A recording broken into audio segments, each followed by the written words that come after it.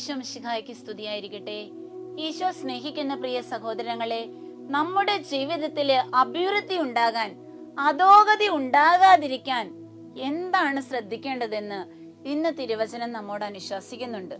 നിയമാവർത്തന പുസ്തകം 28-ാം അധ്യായം 13-ാം തിരുവചനത്തിലൂടെ ദൈവമായ കർത്താവ് നമ്മോട് പറയാണ്, ഇന്ന് ഞാൻ നിനക്ക് നൽകുന്ന നിന്റെ ദൈവമായ കർത്താവിന്റെ കൽപ്പനകൾ ശ്രവിച്ച് അവ ശ്രദ്ധാപൂർവം പാലിക്കുമെങ്കിൽ നിനക്ക് അഭിവൃദ്ധി ഉണ്ടാകും, ഒരു കാര്യത്തിലും നിനക്ക് അധോഗതി ഉണ്ടാവില്ല. പ്രിയ സഹോദരങ്ങളെ, കർത്താവിന്റെ കൽപ്പനകളെ വിലമതിക്കുന്ന ഏതൊരു ദൈവ പൈതലിന്റെയും ജീവിതത്തിലേക്ക് അനുഗ്രഹം വന്നു കയറുന്ന വഴി ദൈവകൽപ്പനകളുടെ അനുസരണം വഴി മാത്രമാണ്. പലപ്പോഴും ജീവിതത്തിൽ അധോഗതി ഉണ്ടാകുമ്പോൾ ഒന്ന് ബാക്കടിച്ച് നമ്മുടെ ജീവിതത്തെ പരിശുദ്ധാത്മാവാകുന്ന ടോർച്ചടിച്ചൊന്ന് നോക്കണം. കുറച്ചു നേരം ഒന്ന് സ്വസ്ഥമായിട്ട് തമ്പുരാന്റെ മുമ്പിൽ ഇരിക്കണം. ജീവിതത്തില് വഴിമുട്ടി നിൽക്കുമ്പോ ഒരുപാട് തകർച്ചകളും പ്രതിസന്ധികളും പ്രതികൂലങ്ങളും നമുക്കെതിരെ ആഞ്ഞടിക്കുമ്പോ ഒന്ന് തിരിഞ്ഞു നോക്കണം. ഞാൻ ദൈവകൽപ്പനകളിൽ നിന്ന് മാറി നടക്കാണോ? ഞാൻ ഈ ലോകത്തിന്റെ ട്രാക്കിലൂടെയാണോ പോയിക്കൊണ്ടിരിക്കണേ? എന്റെ ജീവിതത്തിൽ എന്തെങ്കിലും കാര്യത്തില് ഒരു തിരിച്ചു നടപ്പ് കർത്താവിനോട് ആവശ്യപ്പെടുന്നുണ്ടോ? ഒന്നാം സ്ഥാനം തമ്പുരാന് തന്നെയാണോ കൊടുക്കണേ? ഒന്നാമത്തെ കൽപ്പന ഏതാണല്ലോ, എന്താണ്? നിന്റെ ദൈവമായ കർത്താവ് ഞാനാണ്. ഒറ്റ ദൈവമുള്ളൂ, ഒറ്റ ദൈവം, ഏക ദൈവം. നിന്റെ ദൈവമായ കർത്താവ് ഞാനാണ്. വേറൊരാളും, ഒരു വ്യക്തിയും, ഒരു സിനിമാ താരവും നിന്റെ ജീവിതത്തിന്റെ റോൾ മോഡലാകാൻ പാടില്ല. ഈ ലോകത്തിന്റെ ഒരു സുഖങ്ങളും നിന്റെ ജീവിതത്തിന് ഒന്നാം സ്ഥാനത്താവരുത്. ഒരു വ്യക്തി ബന്ധങ്ങളും നിന്റെ ജീവിതത്തിൽ ഒന്നാം സ്ഥാനം കട്ടെടുക്കരുത്.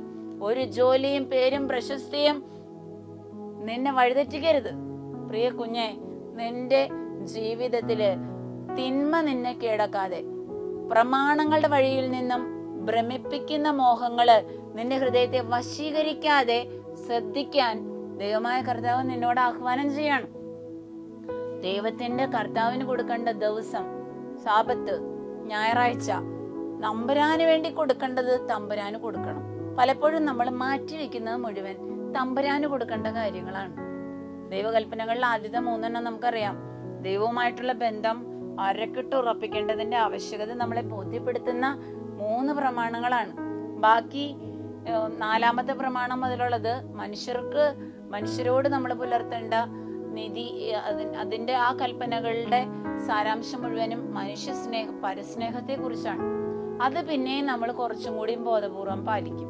പക്ഷെ പലപ്പോഴും നമ്മുടെ ജീവിതത്തില് ചില ഫങ്ഷൻസ് വരുമ്പോ നമ്മൾ മുടക്കണത്, നമ്മുടെ കുടുംബത്തിൽ ഒരു മാമോദിസ നടക്കാണ്, ഒരു കല്യാണം നടക്കാണ്, ഒരു ആദ്യ കുർബാന നടക്കാണ്. അന്നത്തെ ദിവസം വൈകുന്നേരം ഫങ്ഷൻ ഉണ്ടെന്ന് വെച്ചോ, എത്ര വീട്ടില് ജപമാല എത്തിക്കും? എത്ര വീട്ടില് ദൈവവചനം തുറന്ന് പ്രാർത്ഥിക്കും? പ്രിയ സഹോദരങ്ങളെ, പരിശുദ്ധ കുർബാനയില് അന്നത്തെ ദിവസത്തെ ഫങ്ഷന് വേണ്ടി പല ലോകത്തിലുള്ള പലരെയും നമ്മൾ വിളിച്ചു കൂട്ടിയിട്ടുണ്ടാവും. അന്നത്തെ ദിവസത്തെ എന്റെ പരിശുദ്ധ കുർബാന അർപ്പണത്തില് തമ്പുരാനോട് ഞാൻ എന്തുമാത്രം നീതി പുലർത്തും? ഹൃദയം ചേർത്ത് വെച്ച് ബലിയർപ്പിക്കാൻ അന്നത്തെ ദിവസം എനിക്ക് പറ്റാറുണ്ടോ? ആഘോഷങ്ങളിലും ആർഭാടങ്ങളിലും മുഴുകി പോകുമ്പോ എന്റെ കുഞ്ഞെ, നിനക്ക് നഷ്ടപ്പെട്ടു പോകുന്നത് നിന്റെ ദൈവമായ കർത്താവിനോടുള്ള ബന്ധമാണ്. അവിടെയാണ് നിന്റെ കാലിടണത്. പലപ്പോഴും നമ്മുടെ പല ലോകത്തിൻ്റെതായ ആഘോഷങ്ങളും ചെന്നെത്തിക്കുന്നത് അടിയിലും കലാപത്തിലുമായി മാറണതിന്റെ കാരണം വ്യക്തിബന്ധങ്ങൾ കെട്ടിപ്പടുക്കുന്നതിന് പകരം തല്ലിലും പലതരത്തിലുള്ള പ്രശ്നങ്ങളിലേക്കും ഓരോ കൂട്ടായ്മകളും എത്തിച്ചേരുന്നതിന്റെ ഒന്നാമത്തെ റീസൺ എന്താ? ദൈവത്തിന് കൊടുക്കേണ്ട സ്ഥാനം സാത്താന് കൊടുക്കാണ്. സാത്താനെ ആരാധിക്കുന്ന വ്യക്തികളായിട്ട് നമ്മൾ മാറും. എങ്ങനെ? ഈ ലോകത്തിൻ്റെതായ സ്റ്റൈലുകളുടെ പിന്നാലെ പോയി കുറെ തിന്നും കുടിച്ചും കുറെ കളിച്ചും മതിച്ചും കുറെ ട്രിപ്പ് അടിച്ചും കുറെ അങ്ങനെ കുറെ ടൂറ് നടന്ന് ജീവിതത്തിൽ പലപ്പോഴും തമ്പുരാൻ ഔട്ടാണ്. ഇങ്ങനെ വരുമ്പോ കൽപ്പനകളുടെ വഴികട നടക്കാനൊക്കെ എനിക്ക് എവിടെ നേരം? ഞാൻ എന്റെ വഴികടയാണ് ഓടിക്കൊണ്ടിരിക്കണേ. അതുകൊണ്ട് എന്റെ പൊന്നു കുഞ്ഞെ, ഒന്ന് സ്വസ്ഥായിട്ടിരിക്കോ ഈശോയുടെ മുമ്പിൽ ഇന്നത്തെ ദിവസം? കുറച്ചു നേരം ഒന്നിരിക്കോ, ഒരു അരമണിക്കൂർ. എന്നിട്ട് ഓരോ കൽപ്പനകളും എടുത്തിട്ട് നിന്നെ തന്നെ ഒന്ന് പരിശോധിക്കണം. ഈ കൽപ്പനകളിൽ ഞാൻ എന്തുമാത്രം വിശ്വസ്തനാണ്? ദൈവം നൽകുന്ന കൽപ്പനകൾ കേൾക്കാൻ, ഇന്ന് ആ കൽപ്പന എന്നോട് പറയുന്ന ആഹ്വാനം ശ്രദ്ധിക്കാൻ എനിക്ക് പറ്റണ്ടോ? അതനുസരിച്ച് പാലിക്കാൻ, നടക്കാൻ എനിക്ക് പറ്റണ്ടോ? അങ്ങനെ നീ ചെയ്യാൻ തുടങ്ങിയ അതിനെതിരെ വരുന്ന എല്ലാ തെറ്റുകളെ ഏറ്റുപറഞ്ഞ് കുമ്പസാരിക്കാൻ റെഡിയായ ഉറപ്പ്, അഭിവൃദ്ധി, ഐശ്വര്യം കുടുംബത്തിലേക്ക് തിരിച്ചു വരും. ഒരു കാര്യത്തിനും നിനക്ക് നാണം കെടേണ്ടി വരില്ല. ഒരു കാര്യത്തിനും നിനക്ക് മറ്റുള്ളവരുടെ മുമ്പിൽ തോറ്റോടേണ്ടി വരില്ല. അധോഗതി ഉണ്ടാവില്ല, പുരോഗതി ഉണ്ടാവുള്ളൂ. അതിനുള്ള കൃപ ദൈവം നമുക്ക് തരട്ടെ.